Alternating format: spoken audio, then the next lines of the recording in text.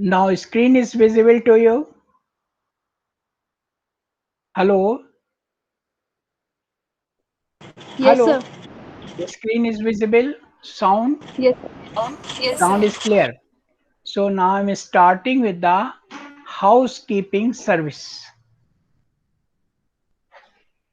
Housekeeping is defined as provision of clean, comfortable and safe environment for the patient and public in hospital setup.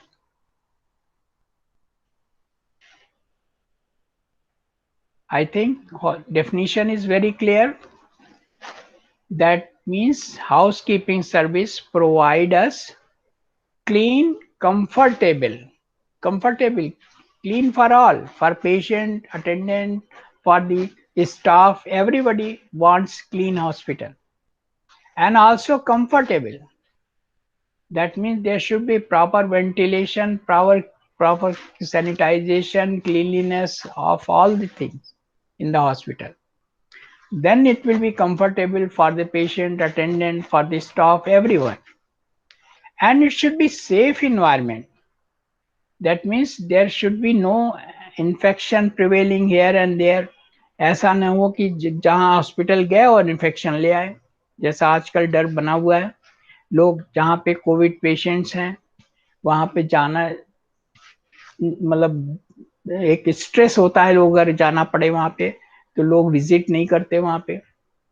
तो ये क्या provide करता है हमको? Clean, comfortable and safe environment. Okay. The concept of housekeeping is simple.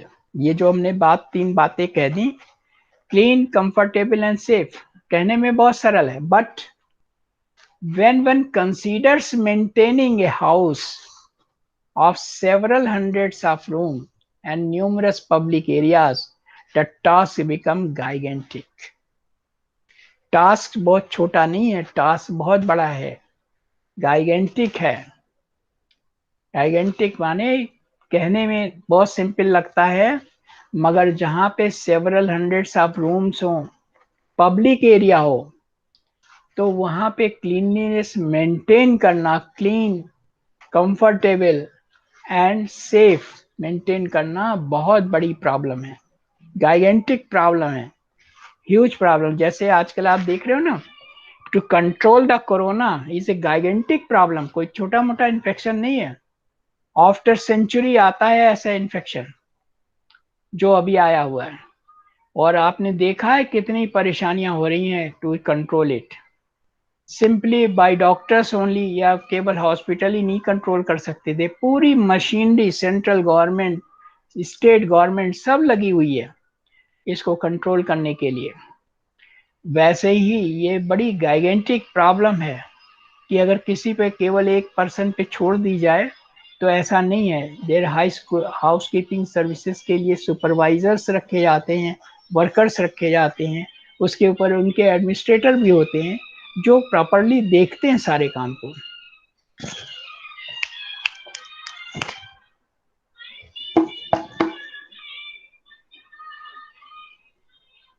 Now need contents are need for house keeping service.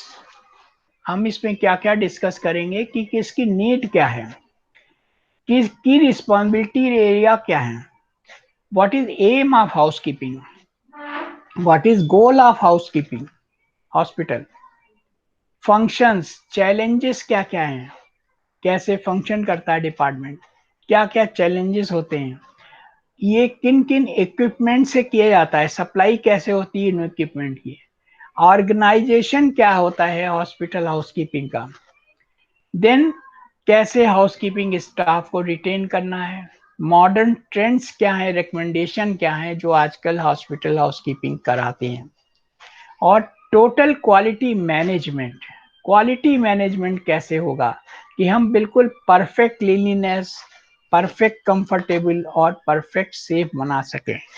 तो total quality management very important बात, TQM बहुत बार use किया जाता है. TQM टोटल क्वालिटी मैनेजमेंट, सब में, आपकी dietary services में भी पूछा जा सकता है, मेडिकल स्टोर में भी पूछा सकता है, total quality management how you do.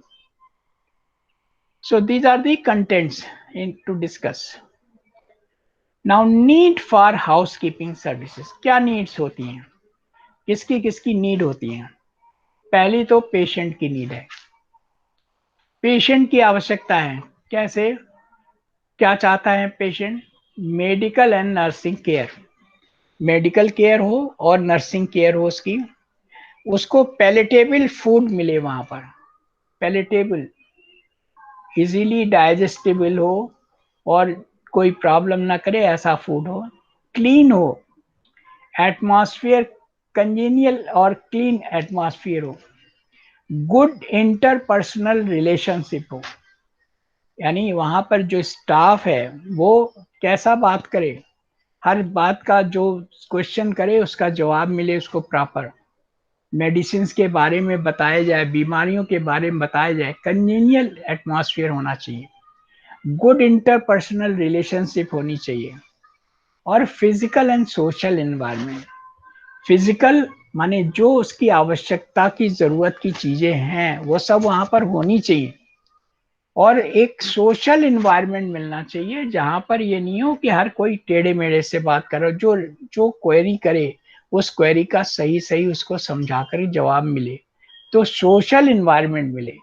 Patient की ये सारी नीड्स हैं, ये बहुत इंपॉर्टेंट नीड्स हैं. ये कहीं भी आप इनको सेट कर सकते हो कि पेशेंट क्या चाहता है हॉस्पिटल में जा करके.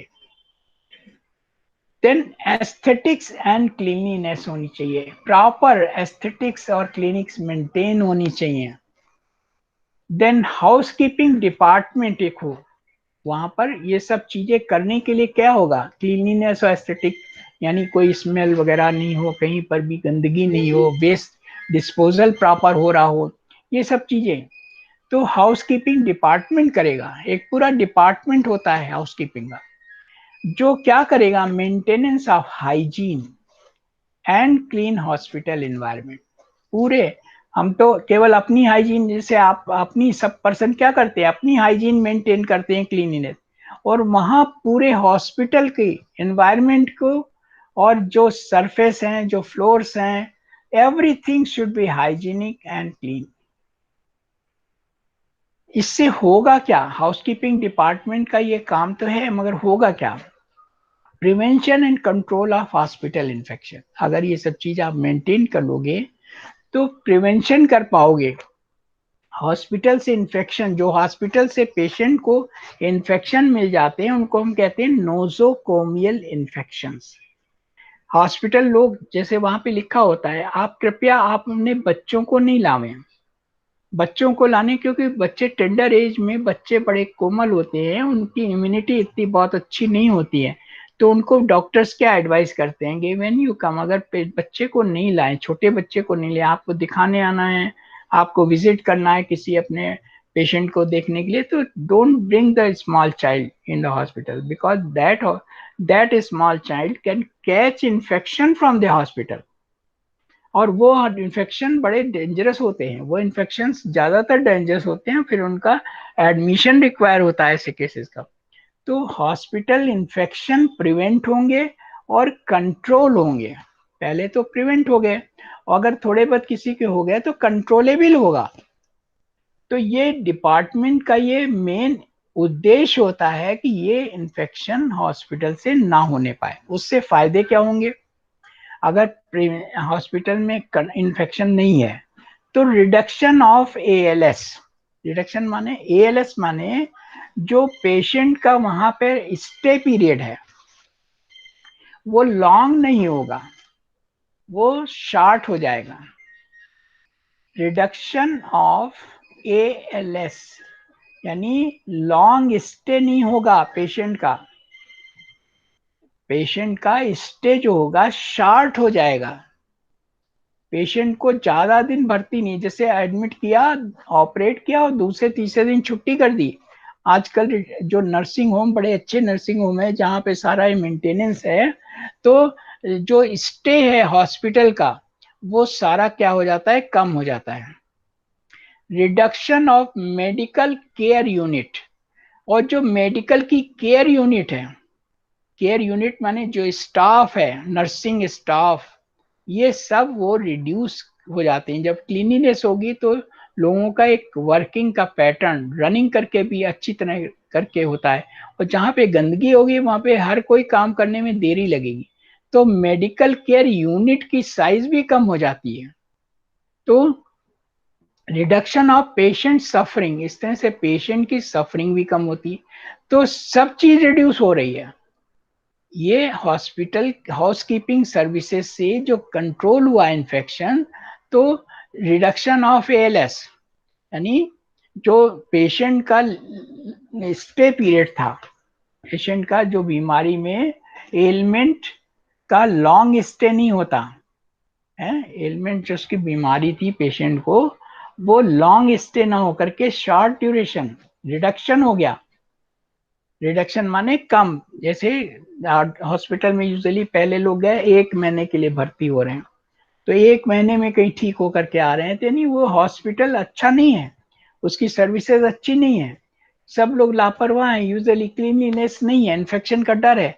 तो आजकल क्या, जो टोटल क्वालिटी मैनेजमेंट में ये होता है, जब पेशेंट आपके वहां एडमिट हुआ दूसरे तीसरे दिन ठीक होकर के डिस्चार्ज हो जाए, यही कहलाता है शॉर्ट एलिमेंट जो है, जो स्टे टाइम है वो सब कम हो गया, लॉन्ग स्टे नहीं है।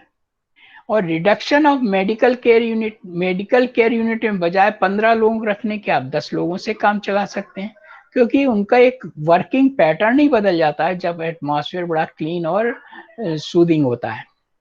और reduction of patient suffering, patient की प्रॉब्लम भी कम हो जाती है। अगर सोशल बिहेवियर बहुत अच्छा है पेशेंट का, तो पेशेंट से कहते हैं पोलाइटली बोलिए, तो उनकी आधी बीमारी ऐसे ही ठीक हो जाती है। तो रिडक्शन हो जाता है पेशेंट की सफरिंग में। अगर सबका सोशल बिहेवियर सारे स्टाफ का अच्छा है, तो ये सब चीजें सिखलाई जाती हैं कि नर्सिंग स्टाफ कैसे बिहेव करे patients.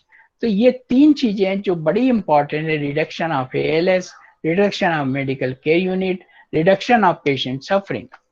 This enhances public relation and patient satisfaction.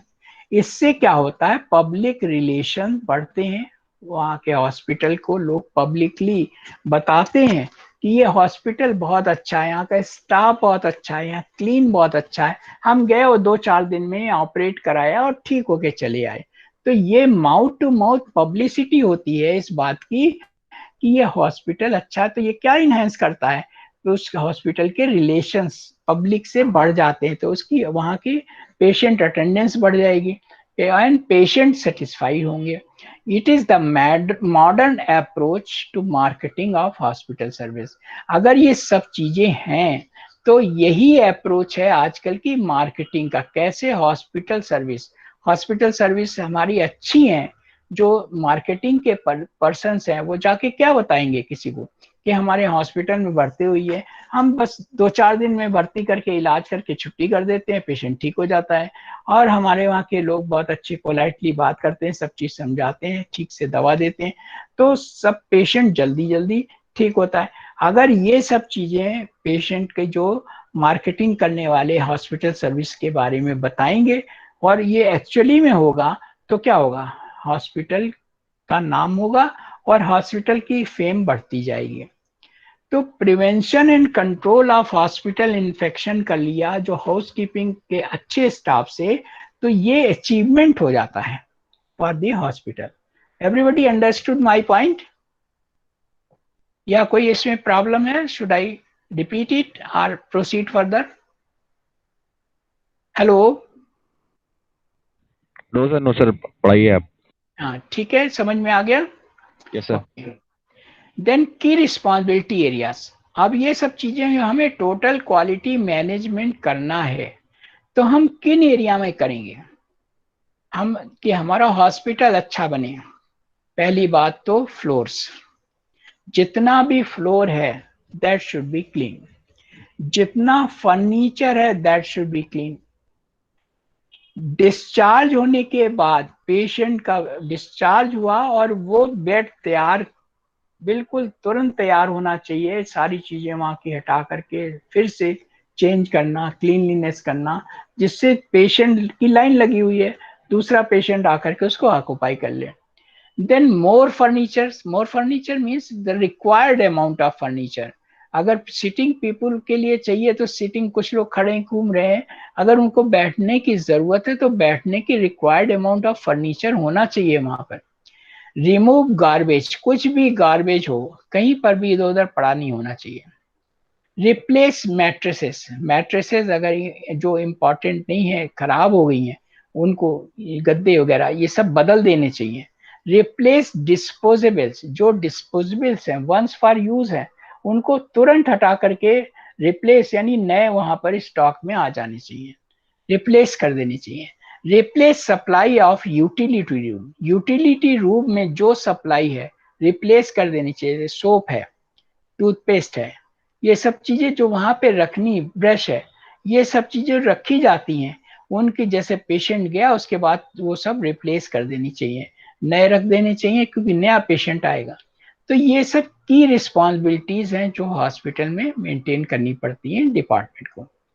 Then clean housekeeping equipment, equipments आजकल क्लीन करने के लिए, आजकल सब मैनुअल वर्क नहीं होता, बहुत तरह के मॉपर्स आ गए हैं, बहुत तरह से ब्रूम्स आ गई हैं जिनसे आप क्लीन कर सकते हो within second. Vacuum cleaners आ गए हैं जिससे आप क्लीनिंग कर सकते हैं, बहुत वॉल्स में, रूफ में जाकर के क्लीनिंग कर सकते हैं, वहां पे कोई मकड़ी का जाला ये सब लगाए, आप सब उसको वैक्यूम क्लीनर से सब साफ कर दें। यानी कहीं पर भी पेशेंट सुपाइन लेटा है और उसके ऊपर मकड़ी सब उसको दिख रही, जाला दिख रहा है, तो ये सब क्या है, क्लीनलीनेस नहीं होगी। तो इक्विपमेंट्स होने चाहिए। क्लीन आइसोलेशन रूम होना चाहिए, आइसोलेशन, पेशेंट के लिए आइसोलेशन रूम आजकल देखिए कितनी इंपॉर्टेंस हो गई। कोविड में आपको आइसोलेशन में रहना पड़ता है, क्वारंटीन में रहना पड़ता है, तो आइसोलेशन रूम माने जो पेशेंट है उसके लिए अलग से बाथरूम, यानी एक कॉमन बाथरूम नहीं यूज करेगा वो, आइसोलेशन में है तो उसका बाथरूम, उसका एवरीथिंग शुड बी आइसोलेटेड। हर हर जितने भी रूम्स है उनमें अपना बात होना चाहिए, जहां पर वो आइसोलेटेड अदर पेशेंट से आइसोलेट, क्लीन फिक्सचर्स, जितने फिक्सचर्स लगे हैं वहां पर they should be clean, walls, ceiling, clean curtains, clean Windows, clean bathrooms, clean elevators, जो सीढ़ियां चलने की हैं, जब या जो भी चीजें जिससे आप फ्लोर चेंज करते हो सब वो क्लीन होने। एंड वॉश कैनोपीज, जो पास में जितने भी इक्विपमेंट्स रखे हैं वो सब वॉश्ड होने चाहिए।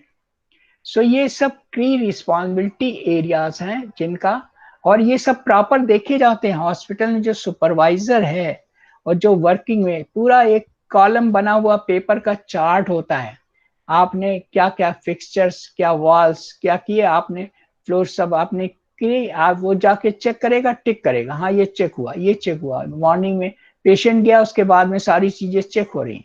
तो चार्ट बना हुआ रहता है। ये रिस्पॉन्सिबिलिटी एरिया जो है जहाँ पे वर्क करने वाले लोग बैठे हैं वो सब कर करके, और जो चेक करने वाले सुपरवाइजर ये सब पॉइंट्स में ऐसे ही चेक करते हैं। Defrost refrigerator in the nursing station, nursing station का जो रेफ्रिजरेटर है मेडिसिन वगैरह रखने के लिए, उसको प्रॉपरली कब टाइम में डिफ्रॉस्ट करना है। Exterminate the bugs and paste, जो बग्स वगैरह हो जाते हैं या पेस्ट हो जाते हैं उनसे पेशेंट को नुकसान नहीं होना चाहिए, वो सब एक्सटर्मिनेट होने जाए, उनको ऐसी दवाएं वगैरह डाल करके जो उनको मार देते हैं बग्स और पेस्ट। इन सर्विस ट्रेनिंग, ये सब चीजें की जो ये हम इक्विपमेंट यूज करें, सब चीजें की ट्रेनिंग भी देते हैं लोगों को, उनको जो ये सारे काम करते हैं कि कैसे यूज करना है वैक्यूम क्लीनर, कैसे ये सब यूज करने हैं इंस्ट्रूमेंट्स वगैरह। ओरिएंटेशन, यानी कहाँ पर किस चीज को रखना है, ओरिएंटेशन कहलाता है। वाटर प्लांट्स कहाँ पे लगने हैं, कहाँ पे वाटर प्लांट लगना है, कहाँ पे कॉमनली यूज कर सकते हैं लोग जा करके, कूलर कहाँ पे लगाया जाए। Inform about modification needed in the physical structure of proper cleaning, और सुपरवाइजर का क्या काम है, कहीं पर भी उनको फिजिकल स्ट्रक्चर की क्लीनिंग के लिए कोई भी मॉडिफिकेशन चाहिए तो वो सब चीजें करनी पड़ती है। House keeping services acts as eye and ears to the hospital functioning. तो हाउस कीपिंग सर्विसेज ऐसी ही हैं जैसे आपके शरीर में आई और ईयर्स हैं।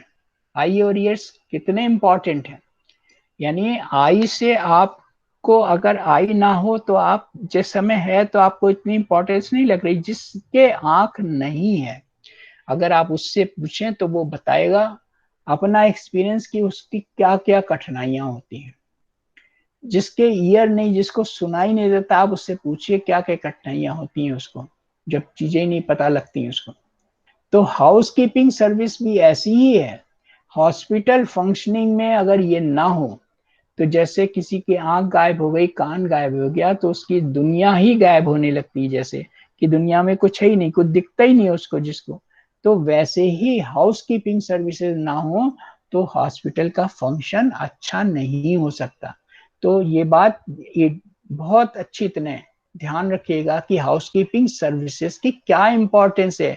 वही इंपॉर्टेंट है जो हमारे सेंस ऑर्गन्स, आई और ईयर दोनों ही बहुत जरूरी हैं। हम सोशली कनेक्ट होते हैं, सोशली फिजिकली वर्क कर सकते हैं, हर काम कर सकते हैं अगर आईज और ईयर हो।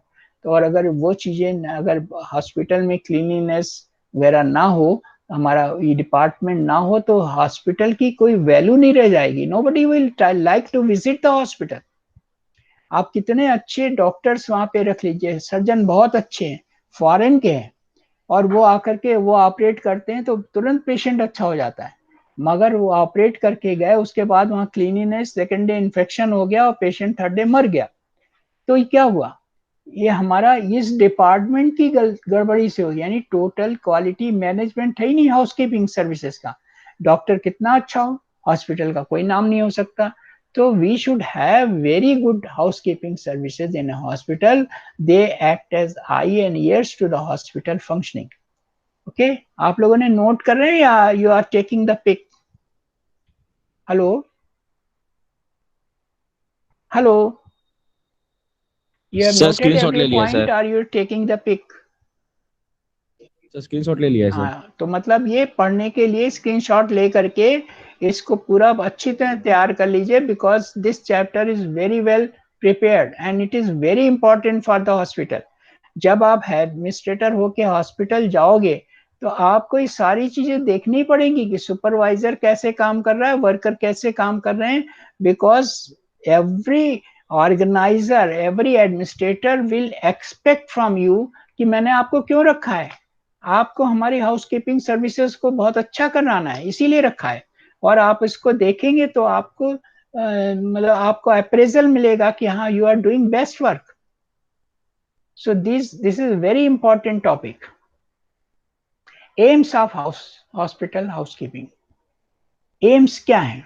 Achieve the maximum efficiency possible in the care. इससे अगर बहुत अच्छा हॉस्पिटल क्लीनलीनेस है, सेफ है, कंट्रोलेबल है एवरीथिंग, तो क्या होगा? एफिशिएंसी केयर की पॉसिबल हो पाएगी, कंफर्ट पेशेंट को मिलेगा, स्मूथ रनिंग होगी हॉस्पिटल की, वेलकम एटमॉस्फेयर होगा, एंड कॉर्टियस एटमॉस्फेयर होगा, reliable service from staff to all department. सारे डिपार्टमेंट के जो रिलायबल सर्विसेज मिलेंगी। Ensure high standard of cleanliness and general upkeep in the areas. इसलिए क्लीनिनेस और जनरल कीप अप जो है एरिया में, वो इंश्योर रहनी चाहिए। Train, control and supervise the staff of housekeeping department. उनको आप ट्रेन करिए। ट्रेन का मतलब ये नहीं है यहाँ पे ट्रेन रेलगाड़ी से नहीं, मतलब ट्रेन करिए। जो उसमें जो स्टाफ है हाउसकीपिंग का, उनको ट्रेनिंग देनी चाहिए, कैसे कंट्रोल करें, कैसे सुपरवाइज करें ऐसे स्टाफ को जो हाउसकीपिंग डिपार्टमेंट का। Establish a good working relationship with other department. और अदर डिपार्टमेंट से इनकी गुड वर्किंग रिलेशनशिप भी होनी चाहिए, आपस में कम्युनिकेशन बहुत अच्छा होना चाहिए, आपस में बिहेवियर बहुत अच्छा होना चाहिए, गुड वर्किंग एटमॉस्फेयर होना चाहिए। Ensure that safety and security regulations are made known to the all staff of the hospital. इस तरह जो सेफ्टी और सिक्योरिटी के रेगुलेशंस हैं, ये सारे उनको मालूम होने चाहिए कि उनका क्या प्रॉपर वर्क है, किस समय उनको काम को फिनिश कर लेना है। जैसे अब हॉस्पिटल में हाउसकीपिंग स्टाफ को सबसे पहले उसी को आना होता है।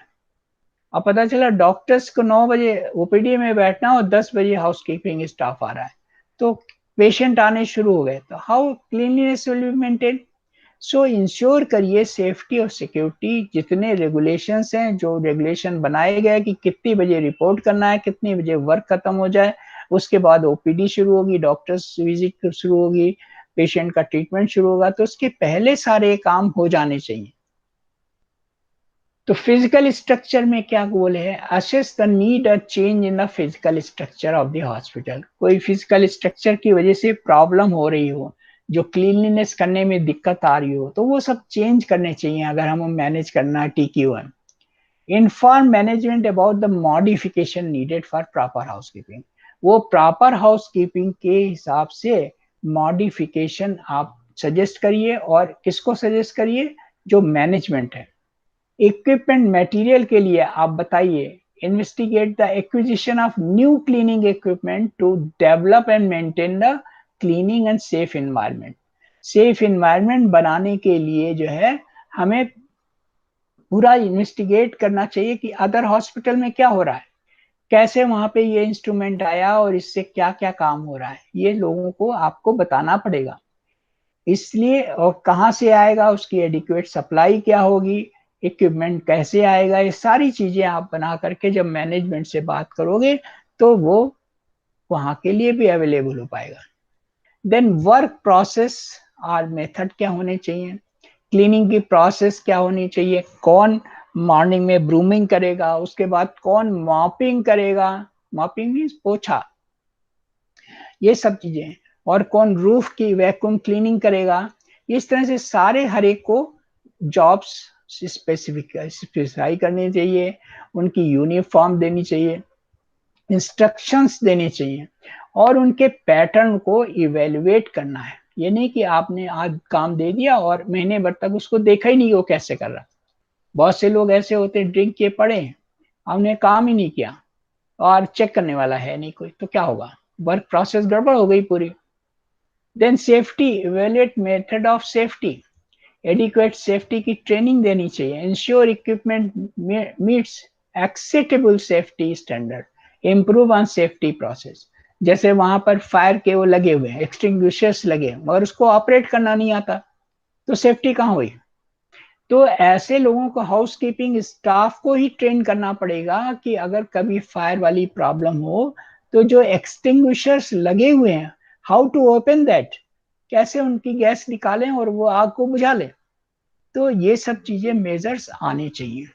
Okay, then education, institute and orientation of staff in service and newcomers. क्योंकि एजुकेशन क्यों जरूरत होगी, क्योंकि वहां पे जो स्टाफ है, जरूरी नहीं कि वो सारा स्टाफ कंटिन्यू, कोई रिटायर हो जाएगा, कोई छोड़ देगा, तो नया आएगा, तो उसको क्या करेंगे आप, उसके कैसे ओरिएंटेशन करेंगे, कहाँ पे प्लेस करेंगे, कहाँ पे उनको सर्विसेज देंगे, कैसे उनको न्यू कमर्स को ट्रेन करेंगे हॉस्पिटल के लिए, कैसे उनको सपोर्ट करेंगे हाउस कीपिंग सर्विस के लिए। तो ये सारे के लिए उनको एजुकेट करना पड़ेगा। Now functions of the house keeping department, पहले सैनिटेशन और हाइजीन है, ओडर कंट्रोल, ओडर यानी कहीं पर भी स्मेल, बैड स्मेल नहीं होनी चाहिए, कंट्रोल होना चाहिए। Then waste disposal, very important point, हम वेस्ट डिस्पोजल पढ़ भी चुके हैं टॉपिक, वेस्ट को कैसे डिस्पोजल करना है, ये सारा हाउसकीपिंग स्टाफ ही करता है। पेस्ट रोडेंट एनिमल कंट्रोल, कैसे पेस्ट रोडेंट वगैरह ये जो है बिस्तरों में कैसे हो जाते हैं वहां पर, उनको कंट्रोल करना। इंटीरियर डेकोरेशन आजकल बहुत इंपॉर्टेंट हो गया है। पहले तो लोग जाते थे पेशेंट, उनको सब जैसे बड़े बड़े गवर्नमेंट हॉस्पिटल वहां कहीं नहीं मिलेगा आपको, बट नर्सिंग होम में मिलेगा, इंटीरियर डेकोरेशन भी मिलेगा, कैसे कहाँ पर टीवी लगना है, कहाँ पर साउंड बॉक्स रखना है, कहाँ पे टेलीफोन रखना है, कैसे फर्नीचर को अच्छा सा लगे, फर्नीचर सोफा हो बजाय चेयर के, और एक बेड पड़ा हो जो अटेंडेंट के लिए चाहिए। तो ये इंटीरियर कैसे डेकोरेट करना है, आजकल इंटीरियर डेकोरेटर की एडवाइस लेकर के बनाया जाता है सब। कौन सी लाइट होनी चाहिए, कौन सी लाइट ऐसी हो जो आंखों पर प्रॉब्लम ना करे पेशेंट को या उनके अटेंडेंट को। तो ये सब क्या है, interior deco. Prevention of fire, prevention of fire, वहां पर जो फायर इक्विपमेंट एक्सटिंग्विशर लगाया जाता है, कैसे उसको ऑपरेट करेंगे, सारे एक ये हाउस कीपिंग स्टाफ को आना चाहिए। हॉस्पिटल इक्विपमेंट मेंटेनेंस, जो उसके इक्विपमेंट्स हैं उनको मेंटेन कैसे करना है, इन्वायरमेंट की हाइजीन कैसे मेंटेन करनी है, प्रॉपर प्लांटेशन हो, ये अच्छी एयर आए, कैसे वेंटिलेशन रखा जाए, ये सब इन्फेक्शन कंट्रोल, ये सब, और ये मैनेजमेंट टास्क, ये सब बड़ा इंपॉर्टेंट फंक्शन। अगर मैनेजमेंट इन सब डिपार्टमेंट से कांटेक्ट में नहीं रहेगा, कम्युनिकेट नहीं होगा, तो पहले शुरुआत में उनको मिल गई सब चीजें, उसके बाद वो चीजें खत्म हो गई और क्लीनलीनेस और सेफ्टी पे फर्क पड़ रहा है, मैनेजमेंट ध्यान नहीं दे रहा है। तो यूजुअली ये गवर्नमेंट हॉस्पिटल में तो होता है, मगर प्राइवेट हॉस्पिटल में ये बराबर मैनेज किया जाता है to for the progress of the hospital. तो हाउसकीपिंग डिपार्टमेंट जो है एक तरह से पुलिस है ऑफ द हॉस्पिटल। पुलिस, आपको आसानी से याद रहेगा कि जब हाउसकीपिंग डिपार्टमेंट हॉस्पिटल का बनता है, पी फॉर प्लानिंग, आपको 100 बेड का हॉस्पिटल बनाना है, कैसे प्लान करना है कि आप उस हॉस्पिटल को क्लीन रख सकोगे, कंफर्टेबल और सेफ रख सकोगे, क्या प्लानिंग होनी चाहिए, क्या इक्विपमेंट होने चाहिए, कितना स्टाफ होना चाहिए, किस तरह से उसको वेंटिलेटेड रखना है, सब चीजें, ऑर्गेनाइजिंग कैसे ऑर्गेनाइज करेंगे, लाइजन, लाइजन माने एक डिपार्टमेंट का दूसरे डिपार्टमेंट से क्या कांटेक्ट रहेगा, कैसे वर्क करेंगे। पता चला एक डिपार्टमेंट ने अपने जो हाउसकीपिंग डिपार्टमेंट का पर्सन है उसको डांट दिया, या उसको कोई एक्शन कर दिया, या कोई रिमार्क कर दिया, अब वो पता चला कि हाउसकीपिंग डिपार्टमेंट का पर्सन रह गया, उसने वर्क करना बंद कर दिया, तो पूरे हॉस्पिटल पे फर्क पड़ गया। तो लाइजन होना चाहिए, अगर कोई प्रॉब्लम है तो आप बजाय डायरेक्टली पर्सन को कुछ कहने के, आप उसके सुपरवाइजर को बोलिए कि ये प्रॉब्लम हो रही है, तो सुपरवाइजर विल डील दैट। तो ऐसे लाइजन होने चाहिए, डायरेक्ट एक्शन नहीं ले लेना चाहिए। देन इम्प्लीमेंटेशन, जो भी आप जगह देखोगे कि हाँ यहाँ पर एक अच्छा इक्विपमेंट आया जिससे क्लीनलीनेस हो रही है और इस तरह से हम कर सकते हैं, प्रोग्रेस कर सकते हैं इस डिपार्टमेंट में सेफ्टी के लिए, तो उसको इम्प्लीमेंट करना चाहिए, कंट्रोल करना चाहिए पूरी तरह। कंट्रोल में अगर आप कंट्रोल नहीं करोगे, सुपरवाइज नहीं करेगा किसी एक्शन को, तो वो सही हो ही नहीं सकता।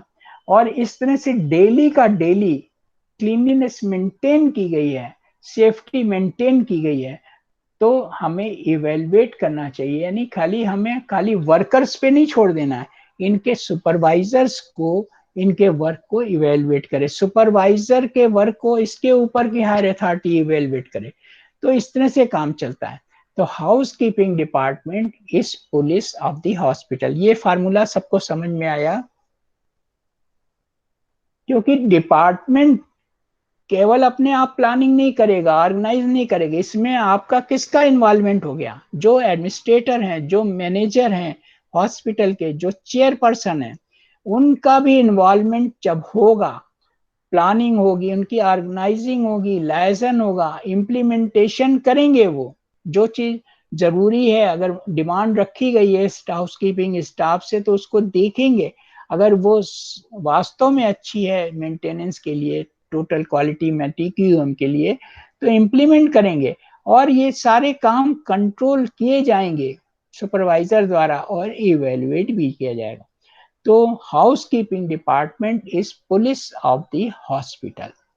तो पुलिस इसलिए लिखा गया कि you can remember all these functions are required to maintain cleanliness and safety in the hospital premises.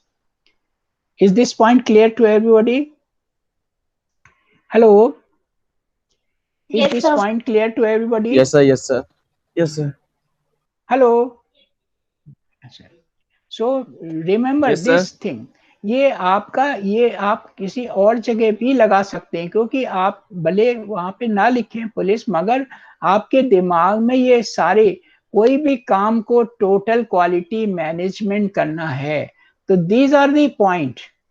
आपको कोई ऐसा लिखना है कि आपको कैसे एफिशिएंट सर्विसेज देनी है इस डिपार्टमेंट में, तो हर जगह ये चलेगा। प्लानिंग होगी, ऑर्गेनाइजेशन होगा, ये सारे टॉपिक्स हैं आपके, कैसे हॉस्पिटल में प्लानिंग करी जाती है, कैसे ऑर्गेनाइजिंग की जाती है, क्या लेसन होना चाहिए, how to implement everything there, how to control this and this, and how to evaluate. All these points are very important for any department in the hospital, but they have been specially written here. So you can use this formula anywhere in other services also. बिना कोई भी services को अगर आपको total quality management के अंदर TQM में लाना है, और बीइंग BHA ग्रेजुएट जब आप बन जाओगे, you may get a position of administrator in a hospital. So what you will see all these points. आप जब जाओगे आप कहोगे नहीं ये काम ऐसे नहीं हो रहा है, इसको हमें काम करना है, तो हम कोई प्लानिंग बनाएंगे और ऑर्गेनाइज करेंगे कि ये ऐसे हो, ये ऐसे हो, इतने लोग इसको देखें मिल करके। तो आपने ऑर्गेनाइजेशन बनाया ना, टीम वर्क कराया। और फिर हर डिपार्टमेंट में, मेडिकल, सर्जिकल, जो गानी के डिपार्टमेंट है, एनेस्थीसिया का डिपार्टमेंट है, ICU डिपार्टमेंट है, सबसे लाइजन किया कि आपकी क्या प्रॉब्लम है, आपके यहाँ क्या चीज चाहिए और आपके यहाँ कैसे प्रॉब्लम दूर होगी। तो लाइजन करके उन सबको इम्प्लीमेंट कराएंगे आप, और इस तरह से देखेंगे कि कंट्रोल हुआ कि नहीं हुआ, और जो काम कर रहे हैं जो पर्सन, उनको इवेल्युएट करेंगे। तो these points are very important for any services in a hospital. So remember this as a कि ये पॉइंट्स है, जब भी कोई बात हमें डिस्कस करनी है तो दिमाग में ये पॉइंट्स रखने। Okay, so housekeeping department work has advance rapidly in recent years. मैंने बताया आजकल ये बहुत फर्क हो गया है। पहले के हॉस्पिटल जब लोग जाते थे तो लोग हॉस्पिटल जाते नहीं, वहां बड़ी एक अजीब टाइप की स्मेल आती है। बहुत से लोग अभी भी जो बहुत पुराने लोग हैं, हॉस्पिटल जाएंगे तो कुछ खाएंगे नहीं, क्योंकि वो बड़ी स्मेल आती रहती। आजकल बिल्कुल जस्ट अपोजिट है। Now it is you are seeing जैसे 5 स्टार फैसिलिटीज हो, कोई ओडर नहीं, कुछ भी नहीं, इतनी क्लीनलीनेस हॉस्पिटल मेंटेन करते हैं। तो हाउसकीपिंग डिपार्टमेंट का ही तो वर्क है कि रैपिडली एडवांस हो गया है रिसेंट ईयर्स में। Requires not only knowledge of technical skill but also an understanding of the tools of the management. जो अभी जो मैंने आपको बताया, ये क्या है? टूल्स ऑफ मैनेजमेंट है। कोई भी मैनेजमेंट करने आप चले, आपको ये पॉइंट्स याद रखने। आपसे पूछा जाए कोई भी, how will manage this service in a hospital, आप ये दिमाग में, आप उसको पुलिस मत बोलिए, आप उसको बोलिए कि हाँ हम कैसी डिपार्टमेंट को मैनेज करना हॉस्पिटल में। तो we should have a plan. कोई हॉस्पिटल खोलता है तो पहले दिमाग में प्लान बनाता है ना, कि हम इतना बड़ा 100 बेड का हॉस्पिटल बनाएंगे, 200 बेड का हॉस्पिटल प्लान करता है। और उस प्लान के हिसाब से उसका अपना ऑर्गेनाइजेशन की, उस ऑर्गेनाइजेशन कितने डॉक्टर होंगे, कितने स्पेशलिस्ट होंगे, कितना नर्सिंग स्टाफ होगा, कितने एडमिनिस्ट्रेटर होंगे, सारा ऑर्गेनाइज करता है। और फिर उन सब में लेजन कैसे बिठा लेंगे और हम ये सब चीजें कैसे इंप्लीमेंट करेंगे, सारी चीजें वो दिमाग में एक बनाता है। जैसे कोई भी बिल्डिंग, ह्यूज बिल्डिंग बननी है, पहले आर्किटेक्चर सारा मैप बना देता है। वो क्या है मैप बनाना? क्या है आर्किटेक्चर? क्या बनाता है? प्लानिंग और ऑर्गेनाइजेशन बनाता है कि हम न्यू इतनी रखेंगे, ये कमरे की ऐसी चौड़ाई, ये मोटाई, ये सब ऊंचाई रखेंगे। तो ये सारा क्या किया उसने? Planning, organise. वैसे ही आप हॉस्पिटल में या कोई भी हॉस्पिटल एक्टिविटी है, एज एडमिनिस्ट्रेटर जब आप जाओगे तो आपको ये सारे पॉइंट्स हैं। ये क्या है पॉइंट्स? ये हाउसकीपिंग डिपार्टमेंट, ये अंडरस्टैंडिंग, ये टूल्स हैं। इन्हीं टूल्स से आप क्या करते हो? टूल से ही आप कोई भी मशीनरी बांधते हो तो टूल्स चाहिए ना आपको। तो आपको कोई भी चीज बनानी है तो टूल्स चाहिए। तो ये पुलिस जो है वर्ड, इसमें हर वर्ड का मीनिंग है। आप हर वर्ड को आप as a tool in the management मानेंगे। Okay, have you understood my point? Yes sir. Everybody has understood my point? हाँ, तो ये आप पॉइंट्स को दिमाग में रख के जब भी कोई सर्विसेज के बारे में पूछा जाए, तो आप भले वहां पे ये ना लिखें कि पुलिस चाहिए, ये चाहिए, आप उसमें, क्योंकि everybody may not be knowing what is police. आपने कहा वहां पुलिस लगा दी, पुलिस दल लगा दिया, ऐसा नहीं है। आपको दिमाग में ये पॉइंट्स रखने चाहिए कि हमें कोई भी अच्छा वर्क करना है हॉस्पिटल के लिए, तो हमारे दिमाग में प्लानिंग हो, कैसे ऑर्गेनाइज करेंगे, कैसे लेजन, कैसे हर चीज को इम्प्लीमेंट कराएंगे, और कैसे सारा कंट्रोल करेंगे और इवेलुएट करके हैं कि हम अच्छा हॉस्पिटल बना देंगे। तो ये सारे पॉइंट्स आपके टूल्स हैं in the for the management. Now what are the challenges? House keeping services में क्या क्या चैलेंजेस आते हैं? routines need to be planned so that they do not inconvenience to the doctor, nurses and visitors.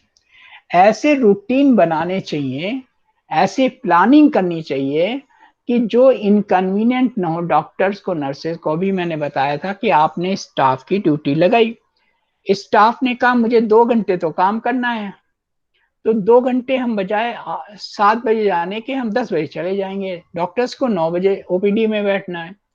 तो जब अगर वो person cleanliness के लिए, सैनिटेशन के लिए 10 बजे आएगा तो ओपीडी कैसे शुरू होगी?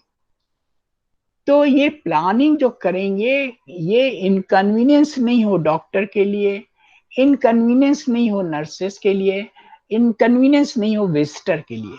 तो before they come into the hospital for providing services, this should be done.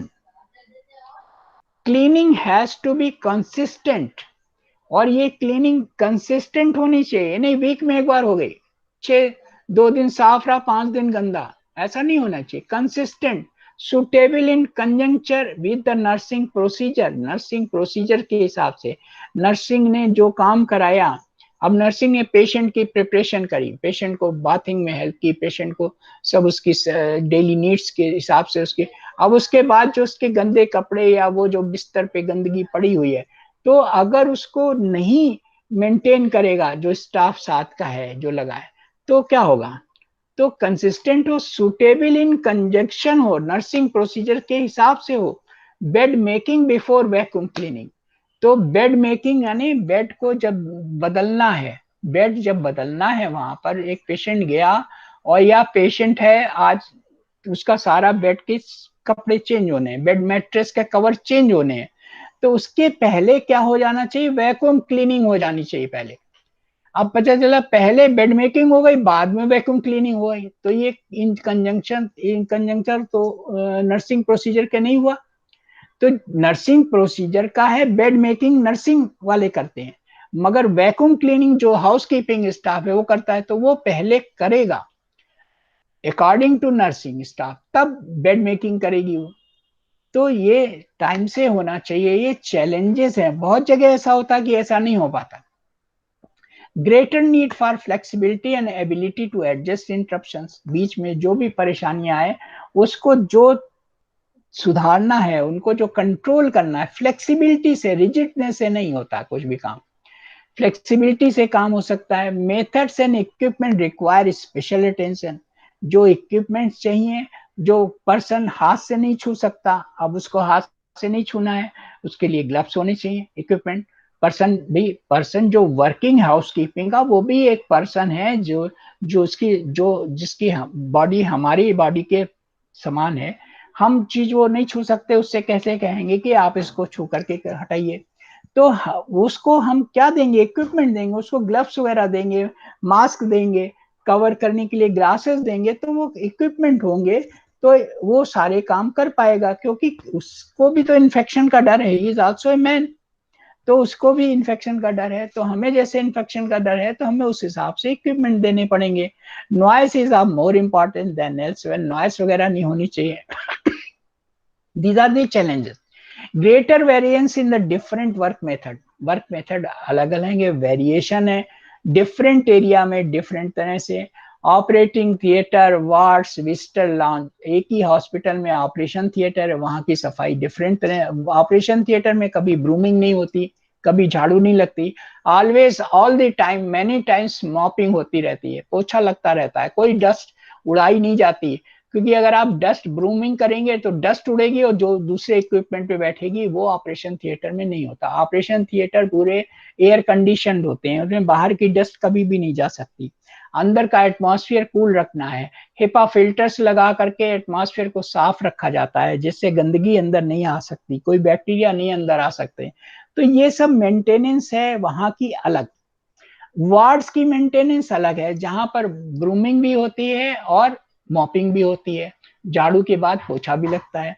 और विजिटर लॉन्ज में भी डिफरेंट मेथड रहता है कि कितनी चीजों से किन किन केमिकल से वहां पर की जाएगी मॉपिंग।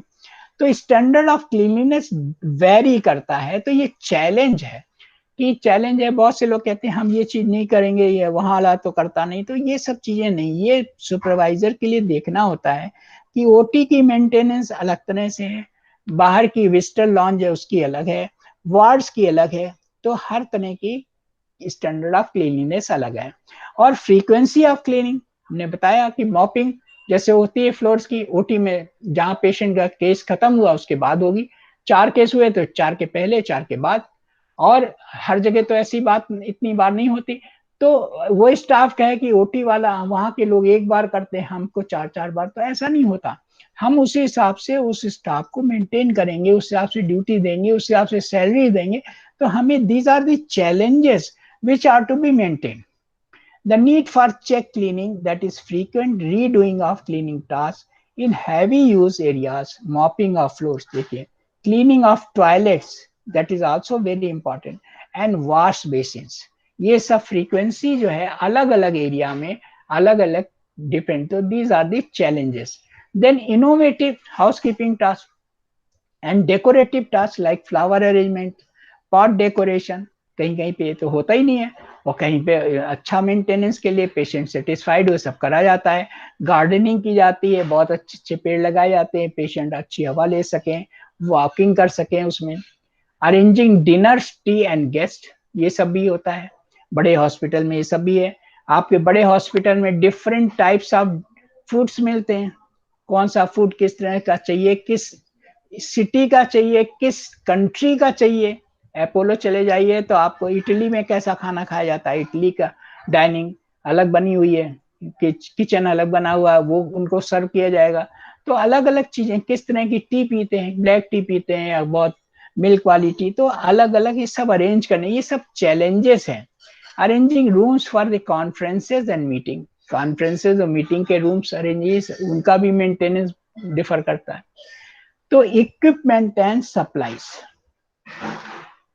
फ्लोर्स के लिए push broom and floor sweeper, electric broom भी आती हैं, ट्रीटेड डस्ट मॉप्स, डस्ट के लिए मॉप्स आते हैं, वैक्यूम क्लीनर आता है, स्क्रबिंग मशीन्स आती हैं, treated pads for buffers and scrubbing machine, scrub करके सफाई करते हैं, mop handles and heads, mop pails and wringers, duck brush for scrubbing edges of the floor. So all these are equipments which are supplied. Different चीजें different hospital में use होती हैं floors के लिए। वॉल्स के लिए वॉल ब्रशेस, डिस्पोजेबल कवर्स होते हैं, वॉल वॉशिंग मशीन आती हैं, स्प्रे करने के लिए आती है।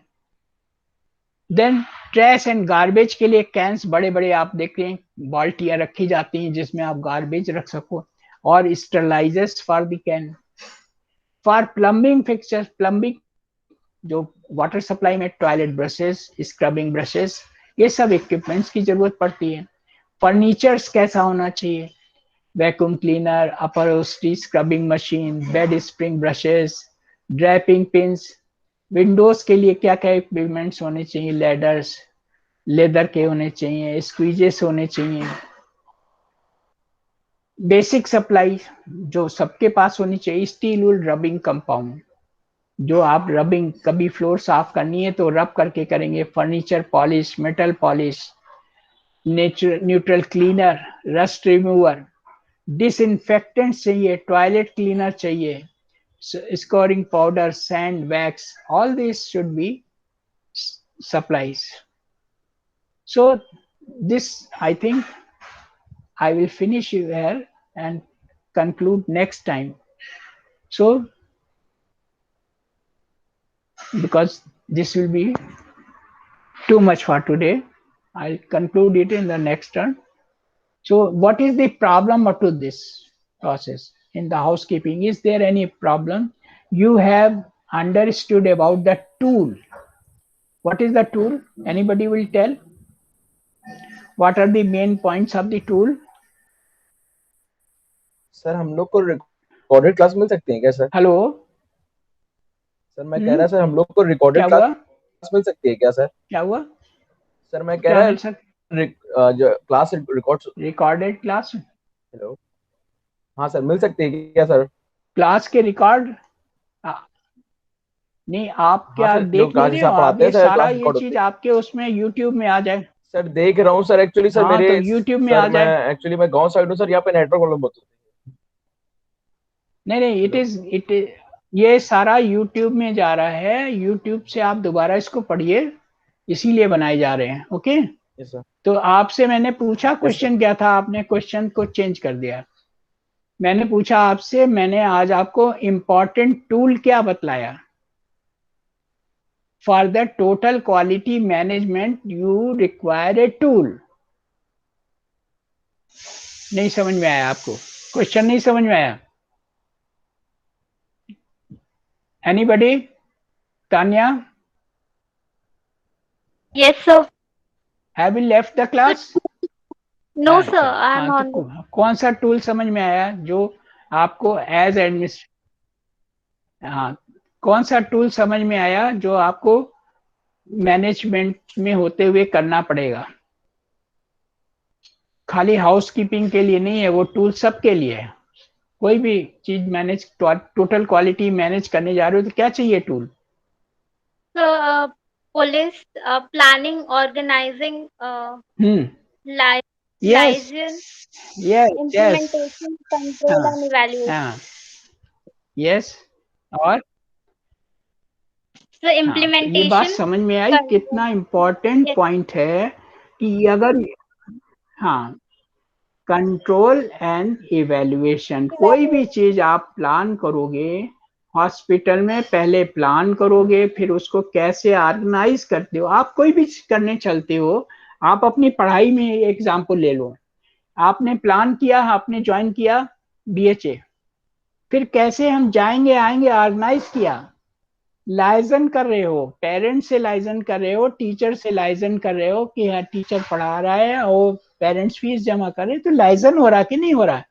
और फिर आप उसको पढ़ रहे हो, इम्प्लीमेंट कर रहे हो। इम्प्लीमेंट करके आप देखते हो आप में क्या क्वालिटी आई है, आप अपने को इवेलुएट करते हो। हर जगह आपको ये टूल लगता है।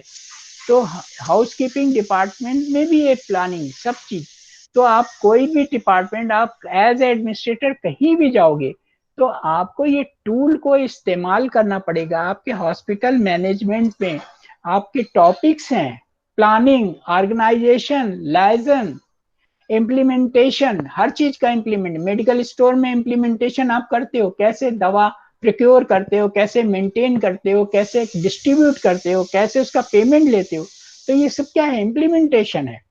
और इन सारी बातों को कैसे कंट्रोल करके एक एफिशिएंट बनाते हो उस डिपार्टमेंट को, ये इवेल्युएशन हो जाता है। तो ये टूल्स आपको हर जगह लगाना पड़ेगा, तो ये बिल्कुल याद होने चाहिए पॉइंट्स।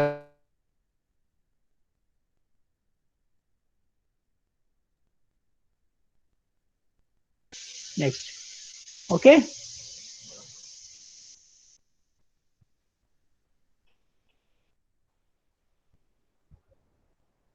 आप अटेंडेंस आप भेज दीजिएगा।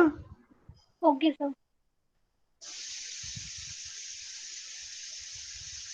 Thank you sir. Thank you, sir. Thank you. Okay.